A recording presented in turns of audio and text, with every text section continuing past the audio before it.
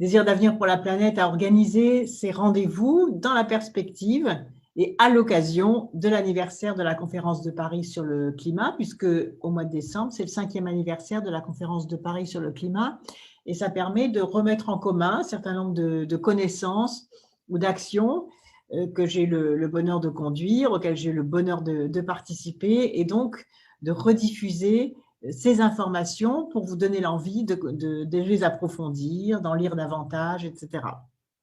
Aujourd'hui, donc, nous vous avons proposé de parler des mers et de l'océan. Et ça tombe bien puisque, comme vous le savez, en ce moment, il y a le Vendée Globe avec cet événement extraordinaire du sauvetage par Jean Le Cam de Kevin Escoffier.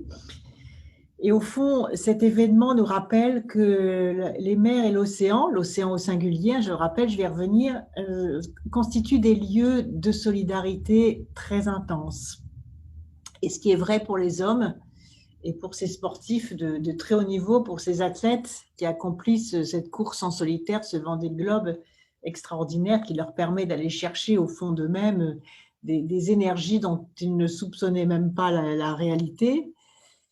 Eh bien, c'est aussi le symbole donc de la solidarité de l'océan à l'échelle de la planète. Pourquoi? Parce que l'océan, c'est plus de 70% de la planète. C'est pour ça qu'on peut parler de planète bleue. Et puis, c'est plus de 90% du volume biosphérique, c'est-à-dire de la totalité des êtres vivants et de leur milieu naturel. Donc, je vais y revenir, on va y revenir dans quelques instants. C'est pour ça que l'océan joue un rôle majeur dans les questions climatiques et dans les questions liées à l'équilibre des biodiversités. Mais l'océan est également menacé, et notamment par le réchauffement climatique, le dérèglement climatique, et par toutes les formes de pollution, et en particulier la pollution sur le plastique. Mais nous avons des moyens d'action, et c'est ce panorama des moyens d'action et des actions auxquelles j'ai pu participer ou que j'ai pu conduire que je voudrais vous présenter. Que dire encore comme introduction par rapport à cela? Ben, vous allez voir la première image, on voit dans un bateau avec le préfet maritime.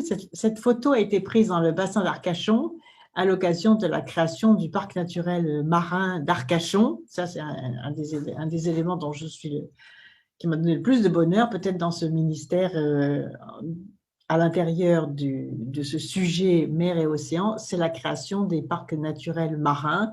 Et en particulier, je vais y revenir, celui de Martinique, celui de Corse, celui d'Arcachon, celui de la mer des Pertuis, et en particulier. Voilà, aujourd'hui, la France a protégé 20% de son espace marin. Quand j'étais ministre, on n'était qu'à 4%, et je crois que cette action va se poursuivre. Mais surtout, ce qui est important à retenir, c'est que pour la première fois, à la conférence de Paris sur le climat, l'océan a été évoqué. Donc, il a fallu attendre 20 ans pour que l'océan soit inscrit dans les négociations climatiques sur le climat. Ça peut paraître aberrant, et c'est vrai que ça l'est, parce que comme je viens de vous dire, c'est plus de 90% de la biosphère et c'est plus de 70% de la surface de la planète. Alors l'océan a été le grand oublié des négociations climatiques jusqu'à la conférence de Paris sur le climat. Et si l'océan a pu rentrer dans la conférence de Paris sur le climat, je voudrais dire que c'est grâce à la plateforme Océan Climat, c'est-à-dire cette réunion des ONG, avec notamment Françoise Gaille, Catherine Chabot, à qui d'ailleurs j'ai demandé de rejoindre mon équipe quand j'étais ministre de l'Environnement, Françoise Gaille, Catherine Chabot, qui ont continué à travailler. Et ce sont elles et tous ces participants, ces membres, ces associations regroupées dans la plateforme Océan Climat, auxquelles j'ai donné ensuite des moyens de fonctionner, des moyens financiers de fonctionner pour poursuivre les actions décidées à la conférence de Paris sur le climat. Et cette plateforme s'était créée en 1974. Donc, il a fallu attendre pas mal d'années pour qu'elle soit intégrée. Et peut-être que je me trompe sur la date, je vais y revenir tout à l'heure. En tout cas, elle était créée depuis quelques années et n'avait pas réussi à convaincre jusqu'alors les présidents des différentes COP d'intégrer l'océan. Mais là, comme la conférence de Paris se tenait en France, que cette plateforme Océan Climat avec Françoise Gaille et Catherine Chabot était particulièrement dynamique, pardon aux autres qui en font partie et que je ne cite pas, ils ont réussi à me convaincre. Et comme j'étais chef de la délégation française pendant que Laurent Fabius était président de la COP, puis présidente de la COP 21, mais surtout pendant la conférence de Paris sur le climat, j'étais responsable de ce qu'on a appelé l'agenda de l'action, comme je vous l'ai déjà expliqué.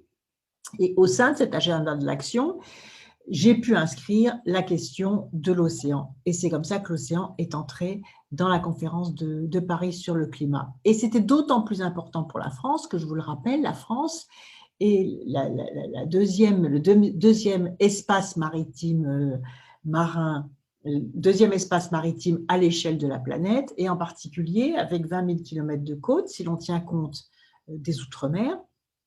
Et puis, ça nous a permis aussi de lancer des actions de solidarité nord-sud, et en particulier avec l'Afrique, puisque, on voit d'ailleurs une photo ici, la question de l'érosion des côtes, et notamment sur tout l'ouest africain, a constitué aussi une coalition d'actions mises en place, je vous en ai déjà parlé lorsque j'ai évoqué l'Afrique, à la conférence de Paris sur le climat. Voilà, donc en un mot, finalement, l'océan est à la fois l'espace le plus important pour la protection de la planète et pour l'équilibre de sa biodiversité, et en même temps presque le plus fragile. Et c'est pour ça que chaque fois que je prenais la parole, et je continue d'ailleurs à le faire, j'ai plaidé pour que l'océan soit reconnu comme patrimoine commun de l'humanité. Ce n'est pas encore le cas, mais ça doit être un combat poursuivi, et je ne doute pas que la nouvelle ministre de la Mer reprendra ce flambeau pour que la France, partout dans les institutions internationales, Annick Girardin, que je connais bien, puisque pendant la COP 21, elle était chargée de toute l'action sur les petites îles, et notamment c'est elle qui a mis en place l'action CRUISE dont je vous ai déjà parlé, c'est-à-dire l'action d'alerte sur la hausse du niveau de la mer qui menace la survie des petites îles. Elle est aujourd'hui chargée de la mer, et je ne doute pas qu'elle continuera cette action et qu'elle connaît bien et que nous avons conduit ensemble pendant la conférence de Paris sur le climat. Alors voilà, l'océan, pourquoi l'océan est un enjeu d'avenir? Comme je vous le disais à l'instant, vous voyez, c'est 96% du volume biosphérique. Qu'est-ce que ça veut dire, 96% du volume biosphérique? Ça veut dire que l'océan rassemble 96% de la globalité des organismes vivants et de leur milieu de vie. C'est considérable. Mais c'est sous la mer, donc ça ne se voit pas. C'est pour ça aussi que très longtemps, l'océan a été ignoré dans les négociations internationales. Et puis la deuxième explication que j'ai eue, parce que je me suis posé la question, mais comment ça se fait que l'océan a été si peu intégré, c'est que l'océan n'est pas habité. Vous voyez? Donc l'océan, bien sûr, il y a des revendications des États et des possessions des États sur les eaux intérieures, par exemple, sur les espaces maritimes, il y a même parfois des conflits, mais il n'y a pas d'habitation, donc il n'y a pas d'élus, il n'y a pas d'un chef d'État lié uniquement à l'océan, puisqu'il n'y a pas d'habitants, donc il n'y a pas d'électeurs. Et c'est ça, je pense, qui a expliqué aussi la marginalisation de l'océan. Et pourtant, cet océan est un régulateur essentiel du dérèglement climatique, puisque c'est le plus grand puits de carbone. Il produit 50% de l'oxygène dans l'atmosphère, il absorbe 25% du carbone anthropique, et il absorbe 93% de l'excédent de chaleur émise par l'homme. Et puis, l'océan est source de solutions pour l'atténuation. Vous voyez, il absorbe à la fois les pollutions et en même temps, il est source de solutions, puisque grâce à ses écosystèmes marins et littoraux, c'est lui aussi qui renouvelle la biodiversité marine. Or, la biodiversité terrestre est liée à la biodiversité marine, donc vous voyez le rôle crucial de l'océan.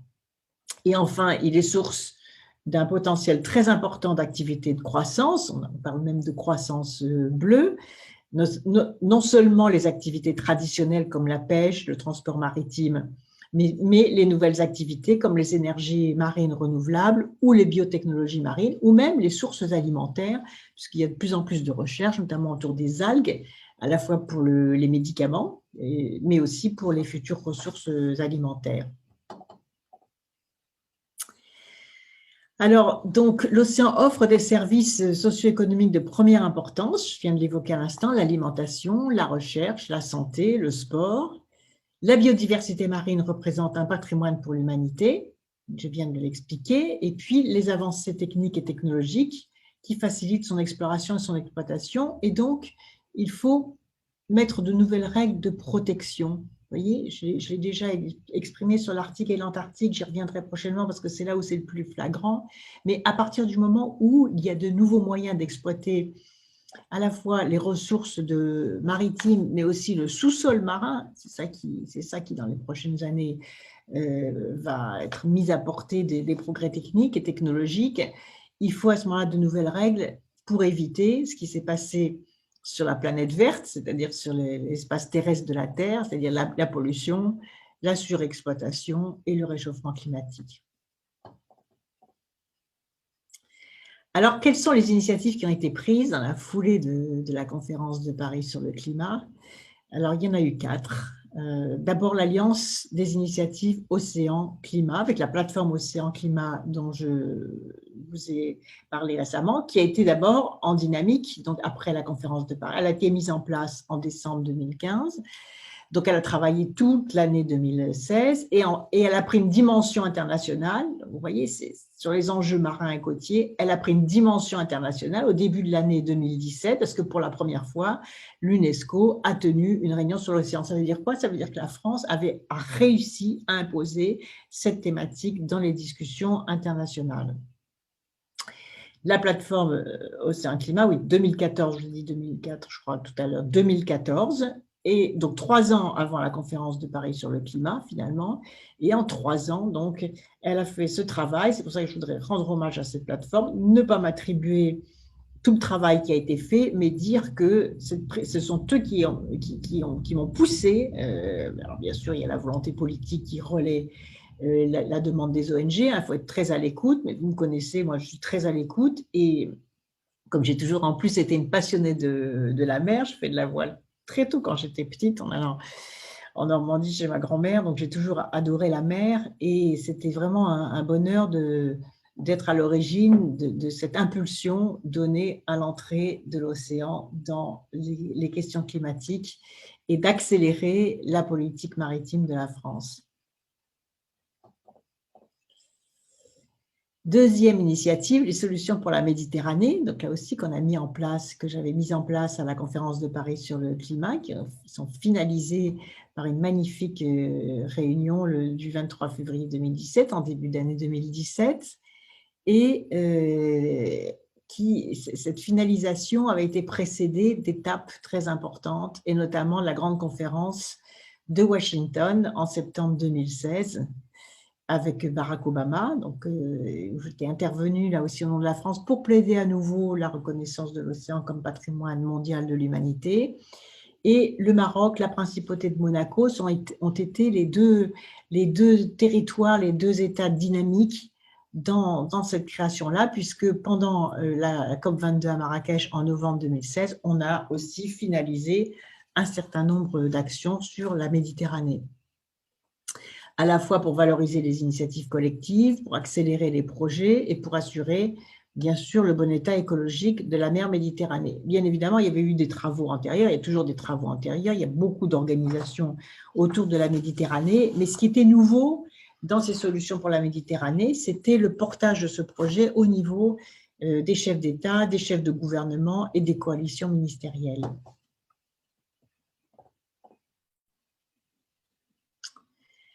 Alors, plusieurs initiatives ont été mises en place, à la fois avec le soutien de l'Union pour la Méditerranée, la Convention de Barcelone, les scientifiques, les ONG, etc.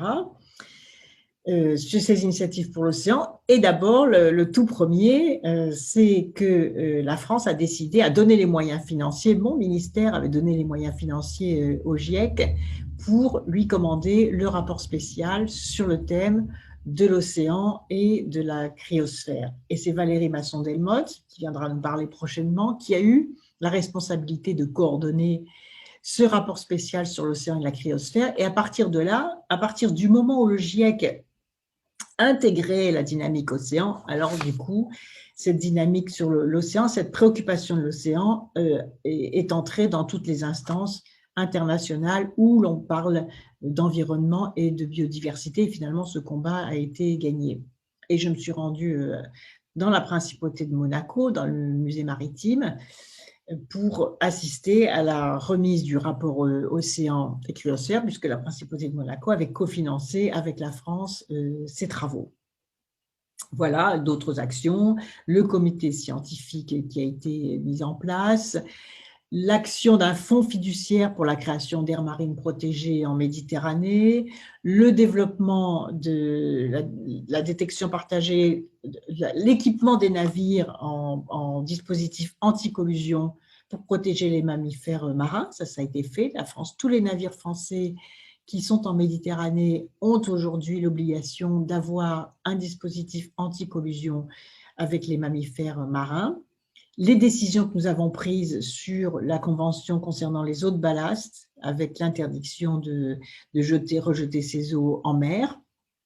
Et puis, alors ça, c'était très intéressant, et ça le reste, la création d'un réseau des villes méditerranéennes, et notamment pour leur dire la première façon de lutter contre la pollution de la Méditerranée, qui est maintenant une mer très polluée, c'est que toutes les stations d'épuration des villes riveraines de la Méditerranée soient mises aux normes. Vous voyez, il y a un travail considérable, puisque la première pollution de la Méditerranée, c'est non seulement les navires qui ne respectent pas les normes, mais c'est aussi tous les fleuves qui arrivent en Méditerranée et qui déversent des pollutions. En particulier, là, on n'a pas été exemplaire puisque le gouvernement français n'a pas voulu mettre fin au rejet des boues rouges en Méditerranée, mais l'affaire n'est pas terminée. J'espère que les contentieux en cours vont permettre de sanctionner ces pratiques. Mais c'est surtout aussi la pollution domestique, c'est-à-dire les stations d'épuration qui ne sont pas aux normes. Donc, vous voyez un travail considérable de reconquête de la propreté de la Méditerranée.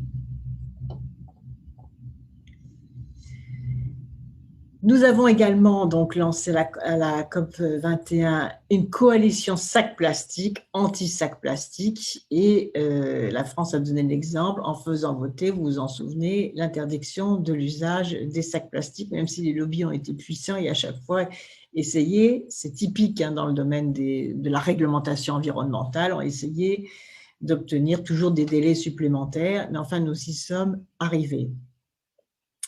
Voilà. Autre élément intéressant à évoquer, ce qu'on appelle la Convention de Barcelone. Donc, l'idée, c'est de renforcer les protocoles de la Convention de Barcelone sur la réduction des pollutions issues des navires, avec un approfondissement des coopérations entre les États riverains. C'est très difficile parce que souvent, pour remettre aux normes des navires de commerce, il faut des investissements. Et comme il y a une compétition sur la baisse des prix, ça rejoint d'ailleurs la question du e-commerce aussi, il faut être extrêmement vigilant, extrêmement rigoureux sur l'application de la réduction des normes de pollution. Voilà, on a travaillé aussi sur la création de zones de réduction des émissions d'oxyde de soufre et d'azote en Méditerranée, qui est une des autres pollutions très importantes, non visibles, mais très prégnantes. Et l'objectif, c'est de diviser par 5 la quantité d'oxyde de soufre que les navires peuvent émettre dans cette zone, parce que la qualité, non seulement la qualité de l'eau est problématique, mais par voie de ricochet, la qualité de l'air également. Et enfin, une initiative sur les petites îles, c'est-à-dire ont été créées une coalition des petites îles en Méditerranée, notamment avec l'Union de la Méditerranée, les organismes existants. Mais c'est vrai qu'on a redonné une dynamique, et en particulier, c'est la Corse qui préside aujourd'hui le réseau des petites îles en Méditerranée qui sont plus durement menacées par le dérèglement climatique et qui ont fait des efforts considérables. Il y a notamment une petite île grecque qui est entièrement autonome en énergie, c'est-à-dire que ce que nous avons lancé, ce sont aussi des actions d'autonomie énergétique des petites îles en Méditerranée. Troisième initiative pour l'océan, la conférence des parties à la Convention de Carthagène. Alors, qu'est-ce que c'est que cette réunion qui a eu lieu d'ailleurs en Guadeloupe? Là, on voit la réunion en Guadeloupe avec tous les pays des Caraïbes. C'est assez fascinant parce qu'on voit dans cette zone du globe où la France est présente, en Guadeloupe, non, en Guyane, pardon, à Cayenne, en mars, mais la Guadeloupe était présente, hein, puisque les outre-mer français sont là, bien évidemment, et tous les pays qui sont dans cette zone des Caraïbes ont ratifié la convention, cette convention de Carthagène, et le Brésil, le Suriname, Haïti, le Honduras, etc., avec des actions de protection de l'océan, et en particulier de valorisation des solutions de la biodiversité, protection des mangroves, protection des récifs coralliens, protection des espèces animales et végétales rares du bassin caribéen, valorisation des écosystèmes extraordinaires, et on a eu notamment des exposés lors de cette réunion de scientifiques spécialisés sur les écosystèmes des Caraïbes, tout à fait passionnants et tout à fait fascinants, bien évidemment.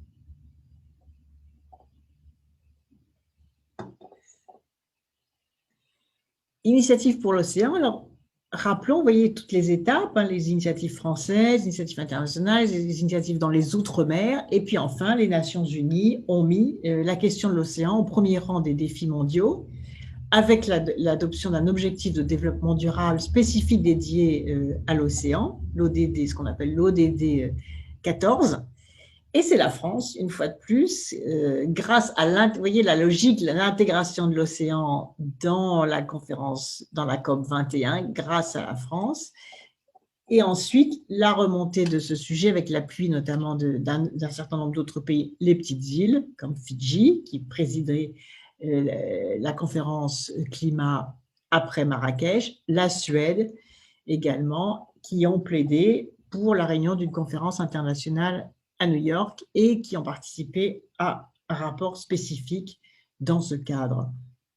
Et donc, l'ODD, l'objectif de développement durable numéro 14, les 17 objectifs de développement durable, comme vous le savez, prévoit, donc ça c'est très important, de conserver, d'exploiter de manière durable les océans, les mers et les ressources marines aux fins du développement durable. Il comporte des engagements relatifs à la pollution marine, à la préservation d'au moins 10% des zones marines et côtières, contre l'acidification de l'océan, parce que vous savez que le réchauffement climatique et l'évaporation des eaux marines entraînent une acidification de l'océan, donc une détérioration de la biodiversité marine. La réglementation de la pêche, sujet très, très difficile parce que les compétitions sont féroces entre pêcheurs et entre les États. Et puis, l'accès des petits pêcheurs aux ressources et au marché.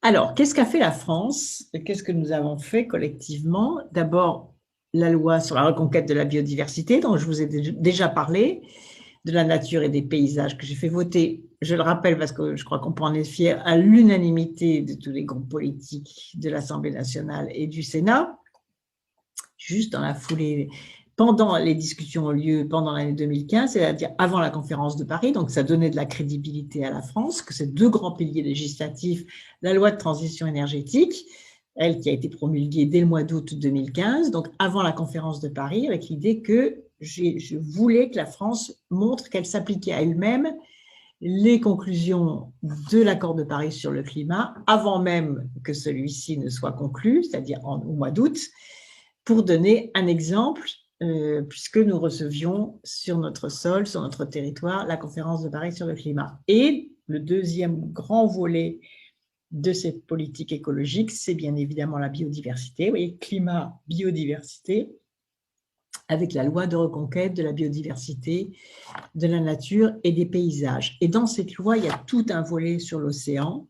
Par exemple, la protection des écosystèmes remarquables, comme les récifs coralliens ou les mangroves, en particulier bien évidemment dans les Outre-mer, le renforcement des aires marines protégées, avec la création de zones de conservation halieutique, l'extension possible des réserves et des parcs nationaux en zone économique exclusive, etc., ou encore l'amélioration de l'adaptation des territoires littoraux. Donc, toutes les facettes de la question de la protection du littoral ont été inscrites dans cette loi et ont donné à l'État des moyens supplémentaires pour protéger nos espaces maritimes. Et c'est dans ce contexte, grâce à ces moyens, que nous avons pu j'avais fixé un objectif de 20% de protection des eaux territoriales.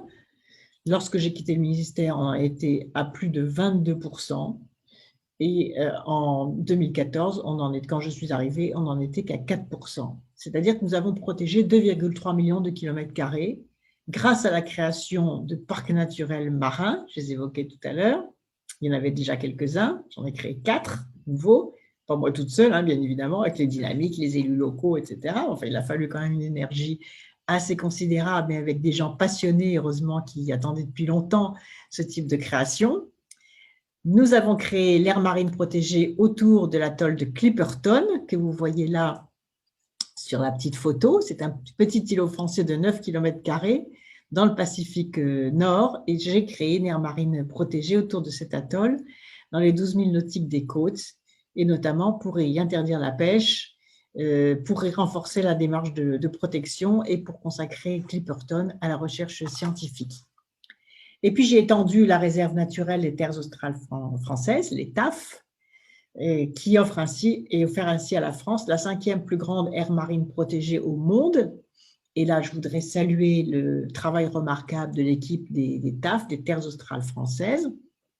Tout est d'ailleurs d'une préfète des TAF et surtout d'une équipe scientifique et administrative de très haut niveau qui nous a permis de créer la réserve naturelle des terres australes françaises. Voilà, l'idée c'était de construire, parce que le travail continue, un schéma de conservation plus cohérent qui prenne en compte la continuité écologique entre les écosystèmes terrestres des îles australes et l'ensemble des écosystèmes qui les entourent, notamment l'écosystème marin. Et je crois que là, nous y sommes parvenus. Les aires marines protégées. Donc, ça, vous voyez, ce qui est difficile dans le domaine maritime, c'est qu'on crée des aires marines, mais ça n'a de sens que si on peut surveiller, contrôler, etc. Parce que sinon, on les crée et puis ça continue comme avant. Et donc, nous avons étendu les actions de police en mer menées par les différentes administrations pour leur donner des moyens plus coercitifs de contrôle et de sanctions. Et puis, le volet positif, c'est la création des aires marines éducatives, qui sont des petits espaces maritimes en bord de mer, gérés par des élèves. Et cette démarche est née en Polynésie française, aux îles Marquises, en 2013. Et c'est en voyant les résultats remarquables et ce concept très intéressant d'aire marine éducative que nous avons déployé en métropole et en outre-mer, 8 aires marines éducatives. Et puis, je sais que le travail continue, puisqu'en 2017-2018, ce sont 8 autres aires marines éducatives pour lesquelles on avait mis en place les bases, les fondamentaux, et qui ont été poursuivis. Alors voilà, ça c'était vraiment le bonheur de la création des parcs. Donc, vous voyez, il y a déjà un certain nombre de parcs qui existaient, celui du golfe du Lion, parc naturel. Il faut bien connaître notre géographie française, c'est important. Et notamment, grâce au parc marin, on peut connaître notre géographie française. Le parc marin de Mayotte, le parc naturel marin du golfe du Lion, créé en 2011, le parc naturel marin des îles Glorieuses en 2012, le parc naturel marin des estuaires Picard et de la mer d'Opale en 2012. Et puis, donc, moi, j'ai créé le parc marin du bassin d'Arcachon en arrivant, donc les travaux, bien sûr, avaient commencé, je l'ai finalisé. Le parc naturel marin de l'estuaire de la Gironde et de la mer des Pertuis en 2015, couvre en particulier la région Poitou-Charentes. Le parc naturel marin du Cap Corse et de la Griate, ça n'a pas été facile, mais finalement, les élus corses se sont très courageusement engagés. Le parc naturel marin de la Martinique, là aussi, ça n'a pas été simple. Pourquoi ce n'est pas simple et pourquoi c'est magnifique de parvenir et de réussir à créer ces parcs naturels? C'est parce qu'il y a des conflits sur l'usage de la mer. Vous voyez, il y a des conflits entre le tourisme, entre la pêche et les équipements des énergies renouvelables marines, entre le littoral, entre la protection et la valorisation économique. Donc, il y a beaucoup de conflits, il y a beaucoup de visions différentes. Qu'est-ce qu'il faut protéger? Qu'est-ce qu'on peut développer? Quelle est la conciliation entre l'urbanisme ou la protection des espaces, etc. Et heureusement d'ailleurs qu'il y a le Conservatoire du littoral parce que ça facilite aussi les choses en matière de création de de parcs naturels marins et de protection des espaces fragiles. Mais c'est très difficile. Et quand les élus s'engagent, c'est-à-dire quand on prend du temps avec toutes les filières économiques qui vivent de la valorisation de la mer, et ensuite, vous voyez, dans un parc naturel marin, ils sont réunis dans un comité de gestion. Et donc, les décisions, au lieu d'être conflictuelles, il y a un lieu de discussion, il y a un lieu de confrontation, et il y a un lieu où on trouve un juste équilibre entre protection et développement. Et parfois, pour concilier les deux. Et de plus en plus, ceux qui avant étaient des prédateurs des ressources marines, notamment de la pêche, comprennent que parfois, ils ont le même métier. C'est-à-dire, dans une famille de pêcheurs, vous allez avoir un des enfants ou un conjoint qui va vivre du tourisme, par exemple. Donc, les gens se rendent bien compte que c'est en protégeant aussi la beauté et la fragilité des espaces marins que l'on crée aussi de l'activité économique et pas toujours en surexploitant les ressources. Donc ça, c'est un travail humain qui a été passionnant, qui est passionnant parce que c'est faire converger des points de vue à l'origine très opposés les uns aux autres. Voyez. Et quand on se réunit autour de la beauté de ces espaces, de la fragilité de ces espaces, de l'attachement que l'on a pour ces territoires, alors on arrive à trouver des solutions, même quand c'est un petit peu difficile.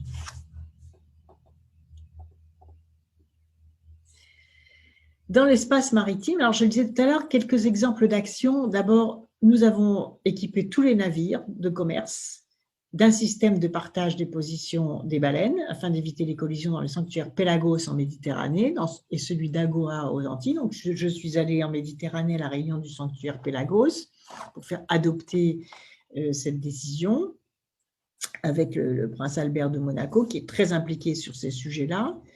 Et puis, je suis allée à mobiliser les réunions dans le sanctuaire d'Agoa, dans les Antilles, c'était en Guadeloupe justement, pour faire en sorte que ces dispositifs soient mis en place et que l'on puisse protéger les cétacés dans ces espaces marins. Autre exemple, la protection des récifs coralliens et des atolls. Nous avons une grande responsabilité dans la protection des récifs coralliens qui, comme vous le savez, sont menacés par l'acidification de l'océan. Ça se traduit comment? Ça se traduit par le blanchiment des coraux. Et quand les coraux deviennent blancs, c'est qu'ils sont morts. Le corail, c'est une biodiversité marine vivante qui est l'endroit de reproduction de beaucoup d'espèces animales, beaucoup de poissons et beaucoup d'autres espèces animales marines, notamment les micro-organismes, très importants pour l'équilibre de la biodiversité, pour la chaîne du vivant. Et lorsque l'acidification de l'océan détruit les coraux, qu'ils deviennent blancs, eh bien, c'est toute la chaîne du vivant qui s'effondre. Or, la France a plus de 20% des récifs coralliens sous sa responsabilité et 10% des récifs mondiaux dans ses eaux sous juridiction. Donc, nous avons une responsabilité dans la préservation de ces écosystèmes et nous nous sommes donc dotés. Nous avons adopté, dans la foulée de la conférence de Paris sur le climat, un plan pour la protection des récifs coralliens et des mangroves dans les Outre-mer. Nous avons 55 000 hectares de mangroves dans nos Outre-mer et nous avons fixé comme objectif 75% de protection de nos récifs coralliens. Et nous avons présidé, quand j'étais ministre, j'ai présidé l'initiative internationale pour les récifs coralliens pour stabiliser ces objectifs, pour les inscrire et pour mettre en place des moyens. Alors, j'ai en particulier assisté à des revitalisations de coraux, c'est-à-dire qu'on arrive à reconstruire des récifs coralliens artificiellement au départ, c'est-à-dire à réinjecter du faux corail, mais dans une matière compatible, et puis petit à petit, le corail nouveau vient se greffer sur ces récifs. Mais vous voyez, c'est très compliqué parce qu'il faut déjà les mettre au point, ensuite il faut des plongeurs qui vont mettre en place cette restauration du récif corallien, mais ce sont des actions qui sont aujourd'hui lancées, qui créent aussi des emplois nouveaux dans les espaces les plus fragilisés et qui sont absolument indispensables, même si ça ne se voit pas, même si c'est en dessous du niveau de la mer, mais qui sont absolument cruciaux, même pour nous, pour l'avenir de l'être humain, puisque comme je vous l'ai expliqué à plusieurs reprises, nous faisons partie de cette chaîne du vivant et le vivant terrestre est issu du vivant marin.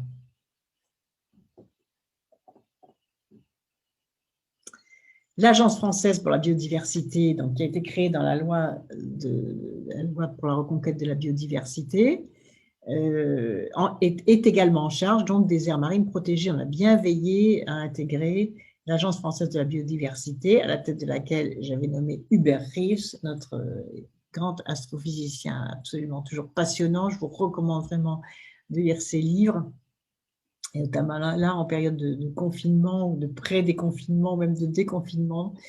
Ce sont des lectures qui vont vous faire énormément de bien, qui vont vous apprendre énormément de choses, parce que je crois que c'est aussi par l'accès à la connaissance de nos écosystèmes que nous accédons aussi d'une certaine façon à la sagesse. Voilà. Et Berry, c'est vraiment le symbole à la fois de cette connaissance et de cette sagesse. C'est pourquoi j'avais beaucoup apprécié qu'il accepte d'être le président d'honneur de l'Agence française pour la biodiversité. Alors, qu'est-ce que c'est qu'un littoral résilient? Un littoral résilient, c'est un littoral qui va réfléchir aux menaces qu'il subit à cause de la montée du niveau de la mer en particulier, puisque, vous le savez, je vous l'ai expliqué, dans la conférence de Paris sur le climat, on s'est beaucoup attardé, impliqué dans l'agenda de l'action sur la question de l'érosion des côtes, qui est un des fléaux, une des conséquences terribles du réchauffement climatique, et réchauffement climatique qui impacte la hausse du niveau de la mer. Non seulement par la fonte des glaces, je vous le rappelle, hein, la fonte des glaces, j'y reviendrai samedi prochain en vous parlant des pôles, mais aussi parce que la chaleur dilate la mer. Donc, l'accélération de la montée des eaux est due à ce double mécanisme de la fonte des glaciers qui vient augmenter le volume marin, mais aussi de la chaleur qui vient dilater le volume marin. Et c'est pour ça qu'on a mis en place donc une stratégie nationale de gestion du trait de côte. Alors que nous offre aussi la mer? Ben, la mer nous offre la possibilité de déployer les énergies renouvelables en mer. Et nous avons voulu que la France soit leader dans ce domaine, et en particulier pour la première fois dans la programmation pluriannuelle de l'énergie, l'espace maritime et les énergies marines renouvelables ont pris toute leur place. L'éolien en mer. Alors, quels sont les différents types d'énergie marine? L'éolien en mer, qui peut être soit fixé au sol, soit flottant, ce qui est bien mieux parce qu'il n'y a pas de destruction des fonds marins, donc c'est beaucoup moins perturbant pour la flore et la faune marine. L'énergie hydrolienne, voilà devant une hydrolienne d'ailleurs qui va être bientôt posée au large de Dunkerque. L'énergie marémotrice, ça c'est les marées, comme son nom l'indique. L'énergie houlomotrice, c'est la houle marine qui peut produire aussi de l'énergie. Et l'énergie thermique des mers, en outre-mer. Qu'est-ce que c'est que l'énergie thermique des mers? Eh bien, c'est l'utilisation de l'écart de température qui crée de l'énergie entre la chaleur de la surface de la mer, le froid de la profondeur et l'écart de température qui produit de l'énergie. Donc ça, on avait installé quelques tests dans les Outre-mer, et en particulier en Martinique. Donc, cette énergie marine fait partie de ce qu'on appelle la croissance bleue. Et dans la croissance bleue, il y a toutes les autres activités marines. L'idée, c'est de la développer, mais c'est d'en faire une croissance durable, hein, c'est-à-dire sans prédation, sans pollution, sans surexploitation. Donc, développement de la flotte océanographique pour la recherche et l'innovation, avec le navire de pêche du futur et les transports propres. Deuxièmement, le soutien de la pêche et de l'aquaculture pour favoriser l'emploi et la gestion durable, avec les aides du FEAMP, qui est le fonds d'aide pour la pêche durable. On s'est engagé dans la simplification de procédures administratives, mais pour faciliter aussi les contrôles de la durabilité des options. Le soutien de la compétitivité et de l'attractivité des ports, notamment des ports à énergie positive, c'est-à-dire, vous savez que le gros problème pour les ports, c'est la pollution des navires, notamment des grands navires de tourisme qui viennent polluer les ports par le fioul. Donc l'idée, c'est de développer, et plusieurs ports s'y sont engagés, des ports à énergie propre, et notamment énergie positive, c'est-à-dire qu'ils produisent plus d'énergie qu'ils n'en consomment, et surtout lorsque les bateaux sont à l'arrêt dans les ports, qu'ils utilisent des énergies renouvelables, en particulier l'énergie solaire.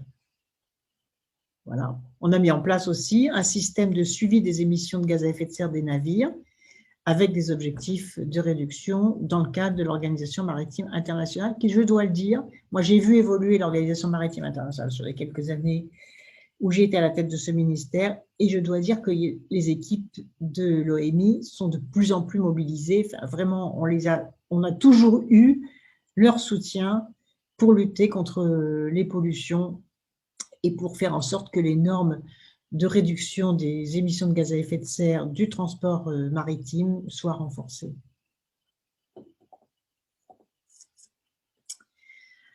Alors, de quoi on peut parler également dans cette stratégie croissance bleue? C'est parfois, je l'ai déjà évoqué, la difficulté de concilier les différentes activités et les usages de la mer. C'est pour ça qu'on met en place des outils de pilotage. Qu'est-ce qu'on a mis en place comme outil de pilotage? La stratégie nationale pour la mer et le littoral, et puis des guides méthodologiques. Alors, c'est un peu technique, mais c'est important de le savoir parce que rien ne se fait par hasard. Vous voyez, ça vous montre aussi la complexité du travail à faire en amont, puisqu'il y a une directive européenne sur la planification spatiale maritime. Et donc, à chaque fois, il faut se saisir des outils qui sont très techniques, mais qui ont des implications très concrètes et très opérationnelles. L'entrée en vigueur le 1er décembre 2016, ça, j'en suis particulièrement fière, du dispositif de séparation du trafic maritime dans les eaux du canal de Corse. Qu'est-ce que ça veut dire? Ça veut dire que entre l'Italie et la Corse, vous savez qu'il y avait eu des menaces de marée noire, de collusion de bateaux, et que c'était du grand n'importe quoi, c'est-à-dire les bateaux pouvaient se croiser, se frôler, etc. Et donc, on a mis en place ce rail, ça s'appelle techniquement le rail, c'est-à-dire que grâce au préfet maritime, au contrôle maritime, on a obtenu l'accord. C'est pour ça que je vous disais aussi que l'Organisation maritime internationale jouait le jeu, parce qu'elle nous a donné l'autorisation, et on a imposé des règles de circulation au large du Cap Corse, et ça paraissait tout à fait, et entre la Corse et l'Italie, pour que on cesse de prendre le risque de collusion entre les bateaux et donc de catastrophes maritimes majeures. Voilà, soutien au métier de la mer, ça c'est très important aussi, on n'y pense pas, mais pour faire fonctionner la croissance bleue, il faut des métiers.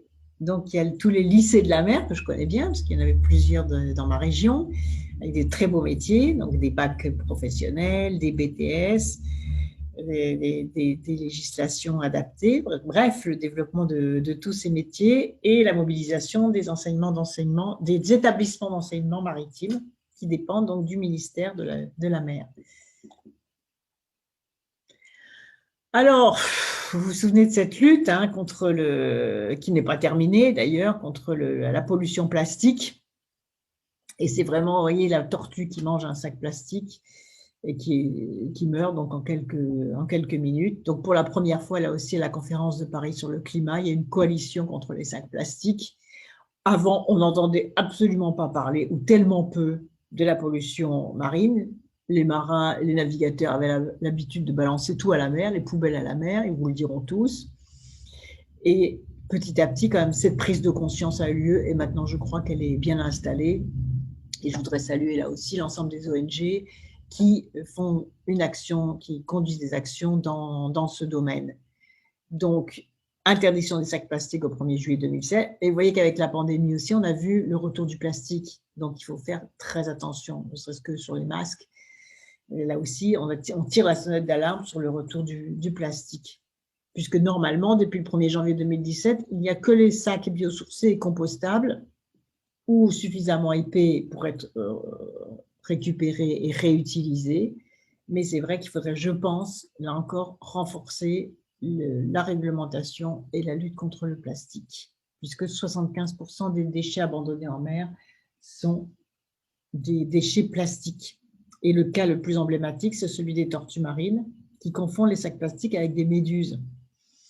Et quand je suis allée en Arctique, avec les chercheurs sur l'ornithologie, j'ai appris et j'ai pu le constater moi-même que les 94% des oiseaux marins des estomacs des oiseaux marins contiennent du plastique. 94% des oiseaux ont du plastique dans l'estomac. Vous voyez cette catastrophe qui ne fait pas de bruit, mais cette catastrophe écologique qui est la seule conséquence des activités humaines.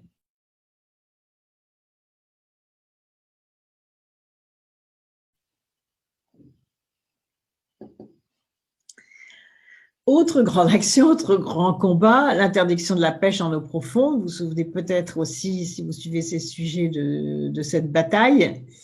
En janvier 2007, donc, est entré en vigueur le règlement interdisant le chalut de fond au-delà de 800 mètres de profondeur et qui oblige tout navire pratiquant la pêche à des profondeurs entre 400 et 800 mètres à être déclaré et ciblé et éloigné des zones sensibles. Ça a été une vraie bataille. Je me souviens à l'Assemblée nationale, les cris hurlant à ma démission, parce que je tenais bon sur cette interdiction. Ce que craignaient les pêcheurs, vous voyez, on voit les filets dérivants, là, en plus, c'est des filets qui font plusieurs dizaines de kilomètres, et notamment les fédérations de pêche, la Fédération nationale de pêche, qui était hostile à cette interdiction, parce que tout simplement par principe, parce qu'elle dit, mais si vous interdisez en dessous de 800 mètres, ensuite ça sera 700, ensuite ça sera, c'est la fameuse théorie des dominos. Je dis, mais non, c'est vous qui prenez le risque. Si vous ne voulez pas interdire en dessous de 800 mètres, on interdira en dessous de 400 mètres, et puis ce sera terminé. Donc, finalement, ça a été voté, ça a été imposé, non sans difficulté. Et moi, je me souviens avoir rencontré un président de fédération de pêche qui était vraiment très violent contre cette interdiction, et on lui a projeté, avec des chercheurs, on lui a projeté ce que devenait un fond marin lorsqu'il était raclé par des filets de pêche, où tout était saccagé, tout, la faune, la flore, les animaux qui ne devaient pas être pêchés, etc. Mais surtout le saccage de l'herbier marin, sous-marin, qui ensuite empêchait les reproductions des poissons. Donc on dit, mais si vous saccagez les fonds marins, parce que ça ne se voit pas, ça serait à la surface, on saccagerait des forêts, des végétaux, etc., avec la même violence que ce qui est saccagé dans les fonds marins, mais ça serait l'émeute. C'est pas parce que c'est sous la mer que ça doit être autorisé ou que c'est moins grave. C'est pas parce que ça se voit pas vu, pas pris. Mais regardez en termes d'image ce que ça donne. Et là, les pêcheurs, qui sont aussi des amoureux de la mer, quand ils voyaient ça, voilà, ils ne pouvaient plus s'y opposer, ils n'avaient plus rien à dire, finalement. Ils se taisaient et finalement, ils ont fini par accepter cette interdiction de la pêche en eau profonde. Et puis, récemment, comme vous le savez, l'interdiction de la pêche électrique.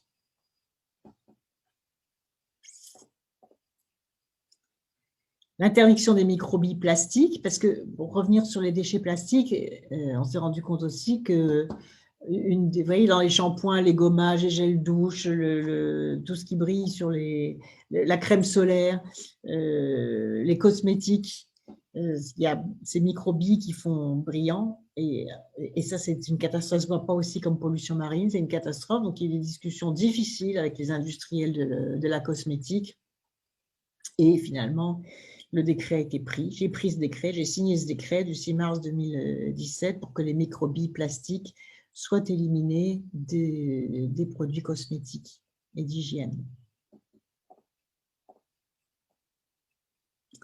Voilà, donc l'océan au cœur de la COP 21, donc la création de la plateforme Océan Climat, je l'ai évoqué. Ensuite, il y avait plus de 30 événements, 7 stands consacrés à la mer, c'était vraiment magnifique. Il y avait une sorte de libération de la parole, notamment de toutes les ONG et de tous les citoyens et les participants qui plaidaient depuis des années pour la présence de l'océan dans les conférences internationales sur le climat.